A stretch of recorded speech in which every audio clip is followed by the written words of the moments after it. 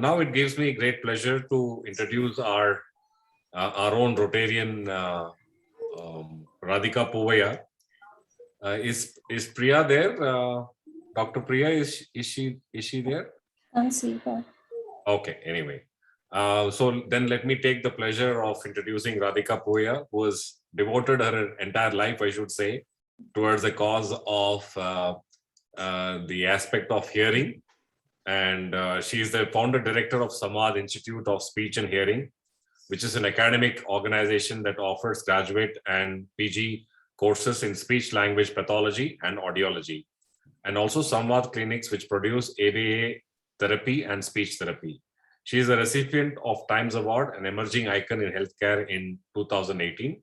She's also been honored with the Rotary Award for Community Service.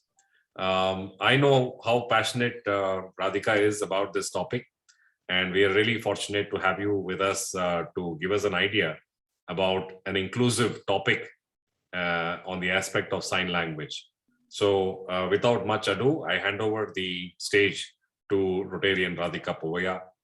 Ladies and gentlemen, I present to you Rotarian Radhika Poovayya. Thank you very much, Shankar, for giving me this opportunity in our club to share this important topic, which has gained popularity in the last few years in India. So I'll just share my screen. So hearing impairment is an invisible disability. All right. So it is very difficult to really understand the impact hearing loss has on a person. All our earlier years, we were focusing on children get hearing aids for children. So now the focus has shifted to work on improving awareness on sign language. And so I thought I'll just brief you on who really requires sign language. All right. So as I said, it has a profound impact, and Helen Keller put it very well. She had lost her sense of hearing and she was blind. And when somebody asked her which sense organ, if you could get it back, which sense organ would you want? And she said, vision cuts me off from objects, but hearing cuts me off from people. And I would love to get my hearing back. So that is very well said, because we are all today where we are because of our communication skills, right? And because we can communicate well because we could hear well. So unless you can hear what's going around, you cannot learn language. And language is the essence of being human. So people with hearing problems lose out this very precious gift that all of us have. So just let me run through the little technical term, but it's easy, then you'll understand it better. Hearing is measured in decibels. So this is the decibels that we measure hearing in, and normal hearing is here. And this is how you can correlate it with the environmental sounds. So conversation is just here, 40 to 50 decibels. And 80 to 90 decibels are loud sounds. All right. So how do we measure hearing loss? Oh, sorry, there's a typo here. Degree of hearing loss. Okay, so if a person a child or an adult has 15 to 40 decibels hearing loss, he may not hear faint speech. All right. Moderate loss is 40 to 70 decibels, and severe loss is 70 to 90 decibels, and profound loss is more than 70. That means the person can hear only sounds above 90 decibels. Here, this person can hear sounds between 70 to 90 decibels. Here, the sound they can hear between 40 to 70.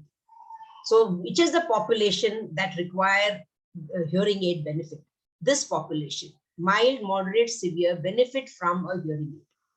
All right. We know a lot of senior people, or even anybody can develop a hearing loss at any time. If it is within this degree of loss, you will benefit from a hearing aid. It is this population, the profound loss children and adults, who are really left behind. And Helen Keller had profound hearing loss. And therefore, these people do not develop speech despite a hearing aid, because they do not benefit from a hearing aid. So the advancements have been in getting hearing for this population. The advancement is in terms of a cochlear implant. All right, so cochlear implant has revolutionized the lives of children with profound hearing loss.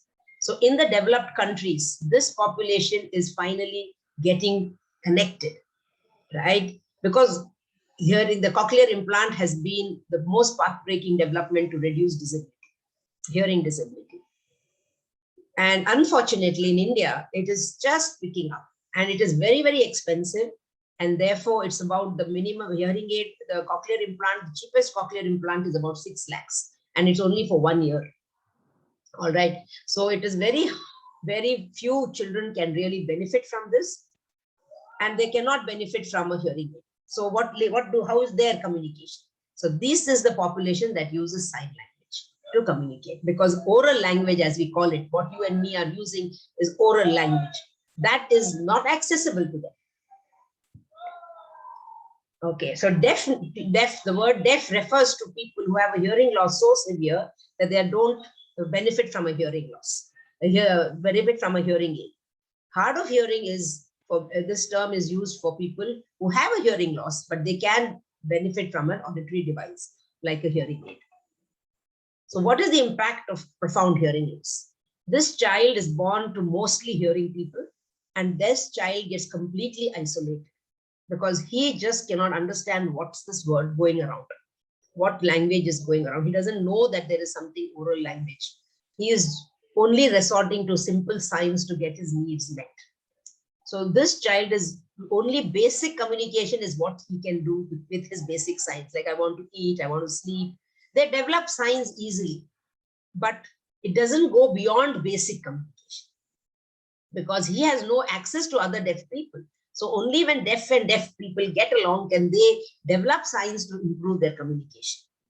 So what is the impact of this deaf child who has no oral language? He is naturally isolated, and education is also very limited. They have to go to a special school. They cannot think of getting integrated in regular schools, because a regular school, nobody knows how to communicate with them. So they are isolated. In social life, they have a very limited circle of friends, and job opportunities are also very limited. This leads to very severe professional limitations in their life, and a lot of frustration among them, because they're all intelligent people. They are intelligent, they are social, and they feel very much left out of society. Children with autism or children with mental retardation, they're not so aware of the social rules. They don't feel that left out as a child with hearing impairment feels, because he is social by all means. A child with autism is not social, so he doesn't really miss, having a friend. Of course, milder children with autism do know that they have milder deficits. They want socialization, they want friends. But the moderate children with autism are not really aware of the social rules. They're not missing social. They don't know how to communicate in a social setup. But hearing impaired children feel very left out. And this causes a lot of problems in families who have a child with hearing impairment, because the parents also don't know how to sign with this child. So it just remains at very basic communication and doesn't go on to discussions or planning or any kind of negotiations. This child with sign language doesn't know how to do that, and the parents don't understand it. So the services for this group of people was very limited. Fortunately, of late, the awareness on sign language has picked up. The government has taken the initiative, and they have said all textbooks must be, the language has to be, the sign language component should be there. There has to be, the description of the lesson should be in signs also. So what is sign language? It is a language, right? Because it has its own vocabulary as well as it has its own grammar, just like our language. And in India, the problem again comes on because of the variety of dialects and people, because we have so many languages, right? And how can we expect one sign language for all of India? But they have made an effort. After all these years, they have made a little bit of an effort and tried to unify the signs, and they call it Indian Sign Language. So they have gestures which are decided, confirmed. Everybody knows that this gesture means Bangalore. They will have a sign for every, and everybody agrees upon that. They also use fingers to spell at the alphabets. They can use your fingers to spell. So if you in single hand spelling is there and two hand spelling is there.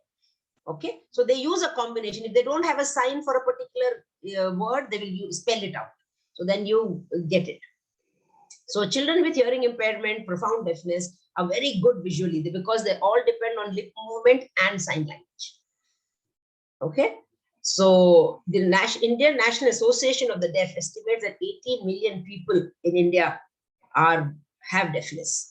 So that's how I'm glad that all of them have managed to convince the government.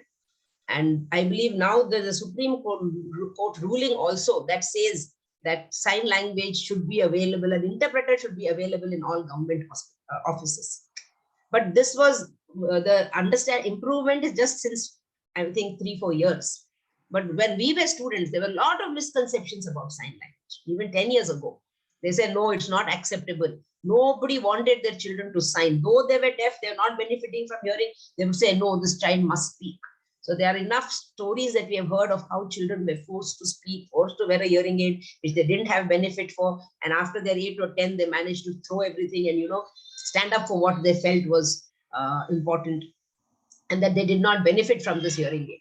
So even the field of speech and hearing, we were not taught sign language at all as a curriculum, in part of our curriculum, because we were trained to improve the speech part of the child, improve his hearing, improve his speech. Even though those days there were no hearing aid, proper hearing aids. They were the box kind of hearing aids that these children never benefited.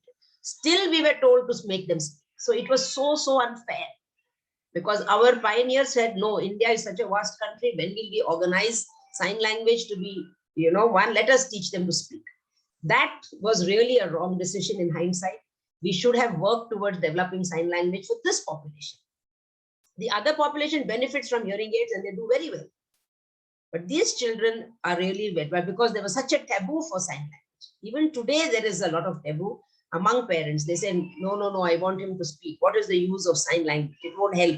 They don't realize that this child really needs that. All right. For a deaf child, learning to understand a concept is much easier through sign language. We are forcing a system which is so difficult for him to understand. So what happens in deaf schools, most of the children just do rote learning. Right? They cannot even understand what's going on. They learn the question, they learn to write the answer, and they somehow pass. If the teacher is good enough and explains the concepts through sign language, this deaf child is able to cope. And this, because they don't have a sign language, a means of communication between their friends, their family, their own true family, they're totally isolated. They're totally isolated. So the movement has started now that we want to include, and so I like to show you a video of the impetus that has taken by a group of deaf adults who are trying to improve awareness around sign language. Can you hear?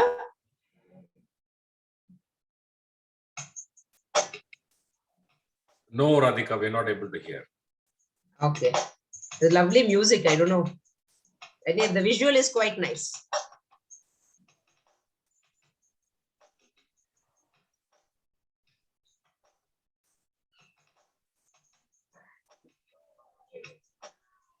Increase the volume in your system also. I put it at maximum. It's all at maximum.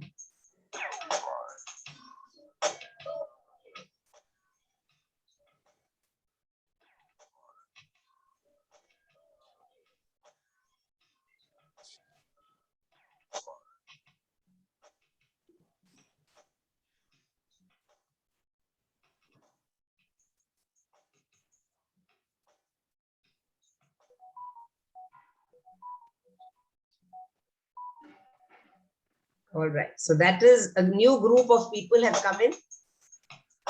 Oh.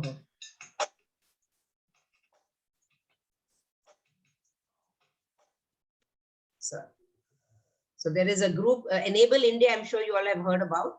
They have taken this and got some young deaf boys who have studied in the US, and they are doing this new campaign. So it's very encouraging, and it's very nice that there is a lot of buzz about sign language now.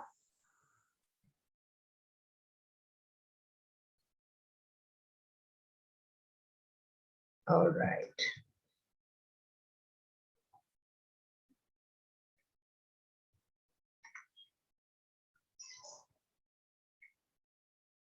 Okay, so what are the challenges for the deaf adult in India?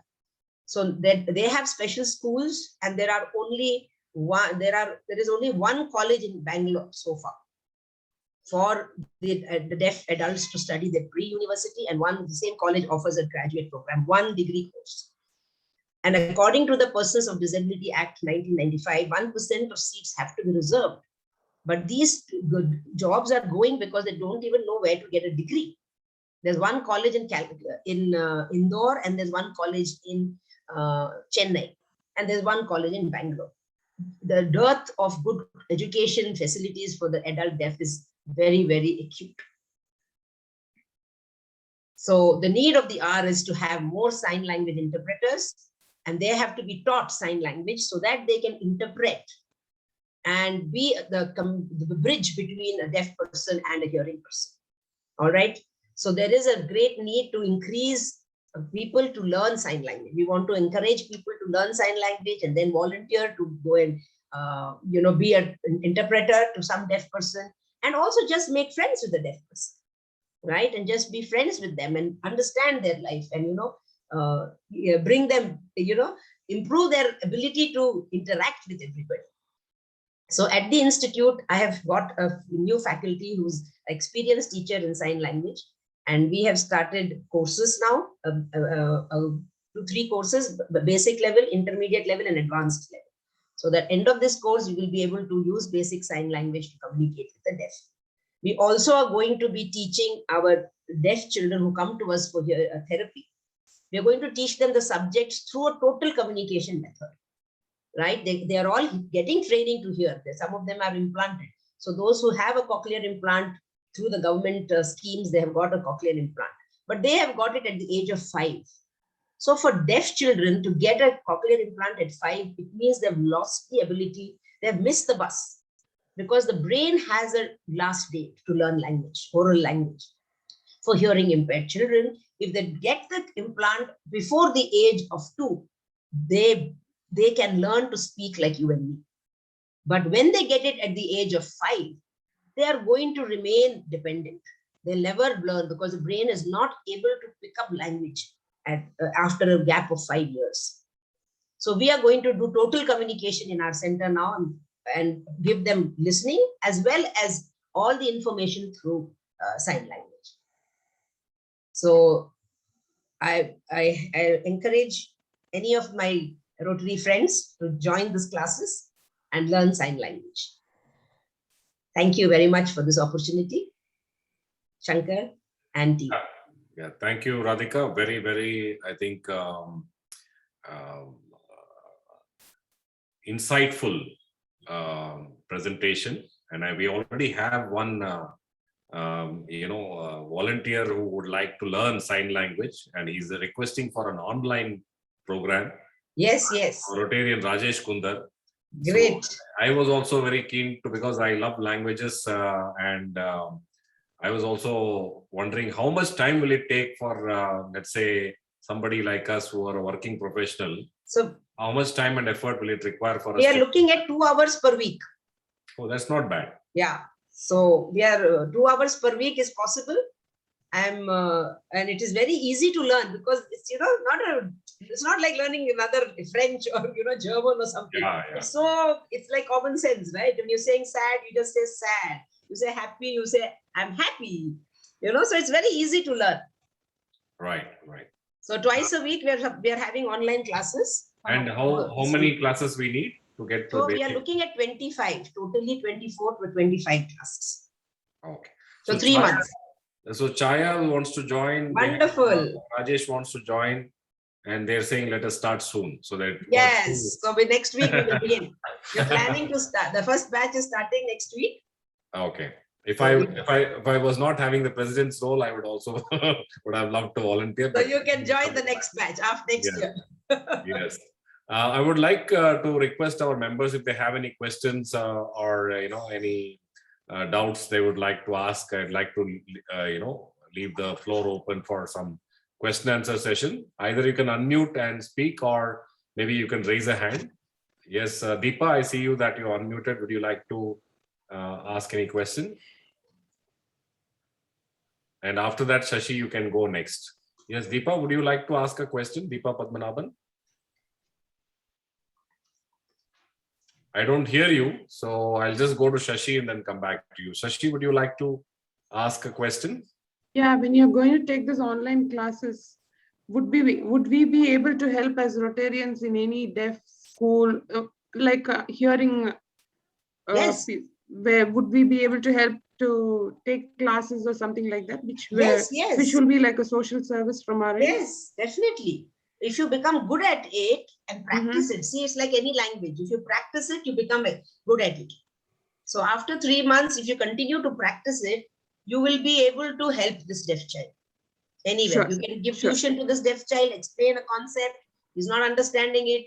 The teacher is talking and talking, no use. And through sign language, you can explain.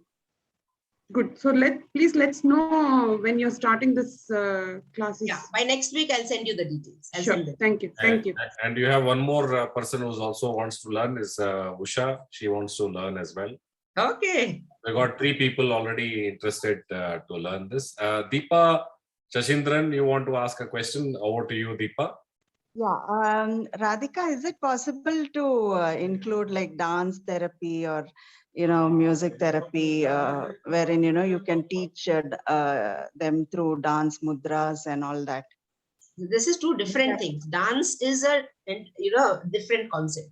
Sign language is got for communication. They're different signs. Okay. Okay, So so will it help in any way that way? no, it won't help. They learn dance. They learn dance very easily. Okay. Because it's Okay. natural for them. Our child, our Rotary child, Pooja, she's a Mm. beautiful dancer. She's got rhythm in her. She can do all Okay. mudras.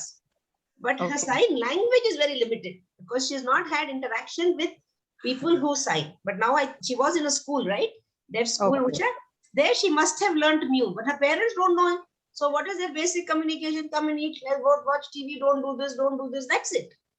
Okay. So I think we should encourage the parents to come and learn too. Okay. Usha, you can, I think we should discuss that she can come to our school and she can learn through that for the next 1 year. And then as she gets older, she can go to the hostel. Yeah, we'll do that, Radhika. Yeah. And Deepa Padmanabhan has got a question that do parents of deaf children also need to learn sign language to communicate with the children? If so, how receptive are they to this? They are not at all receptive. It's so sad. It is so sad. They say, Ayo, Agodilla, madam, because they don't get it that what is the meaning of communication? They're saying, I'm communicating with the child. I said, you asked him to food, you asked him to sleep, that's all. Is that communication? What is your other kid talking to you about? Isn't he telling you stories about what happened in class? Doesn't he telling you to plan something? So the fact, what is communication also misses these parents. They miss that point, that communication is so much information that we share. So we have not been very successful in training parents. Very few parents learn sign language. Because I see there's a social taboo. So it requires a lot of motivation now. I have already had one meeting which I got all hands. Everybody said, no, madam, no, madam. Now I'm going to have another meeting with my parents to convince them that this is going to help your child. The amount of learning that has happened with oralism for a 5-year-old child who just got an implant is maybe they learn 5 things in a month. But if they do it with sign language, they will learn they might learn 500 things in a month. Because it is a natural language for them. So that is the biggest challenge, getting the parents to get them convinced that, sign language is the way forward.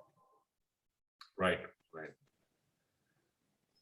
Look at it as something lesser, not something different and valuable for the child's growth. Any other questions from the group for Radhika? So I'm very happy to hear so many people interested. Radhika, this is Sundar Prakash. Yes, Sundar. What is the cost you're going to charge the general public or the we are going below to, that poverty is our line? problem. We don't know how much to charge because it's not something that is very valuable. So people are not dying to learn, but I have to run the department. So we are looking at about maybe 2,500 a month and give a discount for people who can't, So we're saying those who can pay 2,500 per month and those who can't, but they want to learn, like my students saying, I want to learn, but my parents are not going to give me money for this. So that we're giving them at 500 rupees a month. So that is the discussion that's going on, because they don't feel it's valuable, right? But those who can afford can be thought will put a cost of 2,500. Right. Okay, just let me know if there are 5 or 10 kids can't pay. Okay. Cost is on me. Oh, wonderful. All right. I say it today itself. I can confirm to give it. All right. Thank you, Wonderful. Sundar. You always Thank you so much for the encouragement. Yes. Yeah, sure. Wonderful. So, if we don't have any other questions, we can, adjourn the meeting and then open it out for light conversations, and then we can close. Any other questions before we adjourn? Rashmi has raised her hand. Yes, Rashmi, go ahead. I was just wondering if Radhika can just show us some simple signs now so that we can learn. See, I'm also going to join the course. I'm also lost touch. Thank you. I just know this is thank you. This is good morning, and happy and sad. And what about this? Something like this you So showed us. see, I had done a dance ballet when I was about 20 years ago as a fundraiser for the organization that I was working in. So then I told this I did a dance ballet with deaf people. All right. And they learned it beautifully.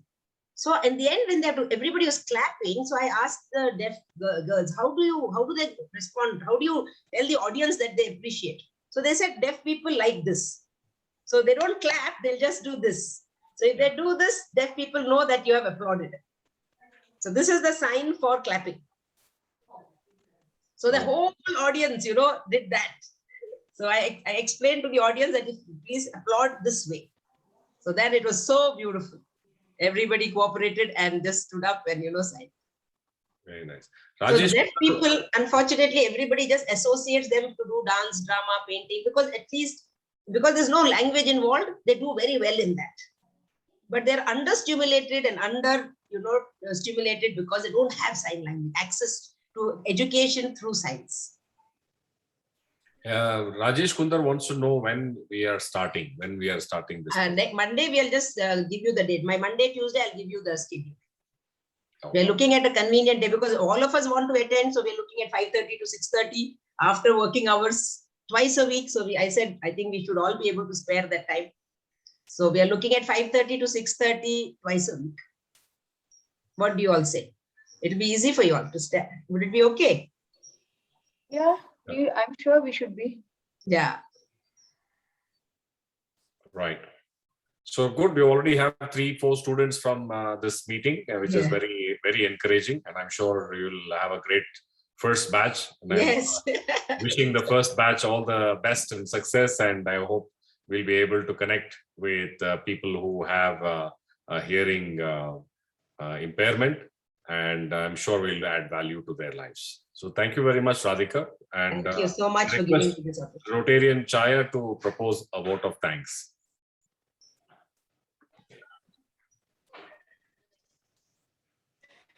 Good evening, everyone. Can you hear me? Yeah, we can hear Yes. you, Chaya, but in bits. Am I audible? Maybe you can switch off the video, Chaya, because it is hampering the. Okay. Okay. Yeah. Okay. Is this better? Better. Please go ahead. Oh, it was a great evening today, starting off with Radhika's invaluable insight to her service, which she's giving to all people.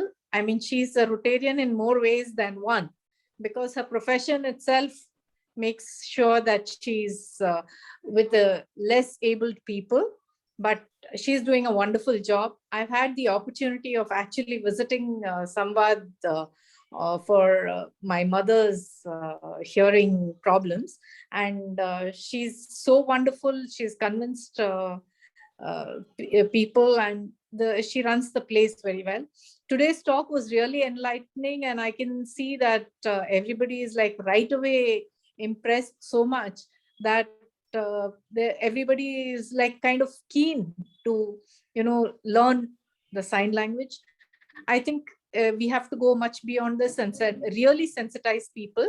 Maybe at every function that we have, or every public function which we have, maybe the Rotary functions itself, including the ICGFs, maybe we should have an interpreter, who can use sign language and at least do a little bit.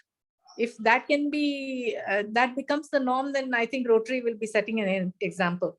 It was a wonderful evening, a great eye opener, Radhika. Congratulations to you, and just keep doing the same thing. And count on us for any help that you need. Rotary is there and we are with you. All right. So I'm also hoping that we have the Samvad project, which we were looking for a global grant. I hope it sees the light of day. I hope sometime so. soon. And wishing you all the best. It was a great evening. And I think I'm saying this from all of us. It was one of very nice, brief sessions, which gave a good insight and hope to sensitize everyone. Yeah. Thank you so much, Radhika. Wonderful. Thank you. Thank you, Chaya. And we have also some more appreciations on the chat from Nirmala and Anita.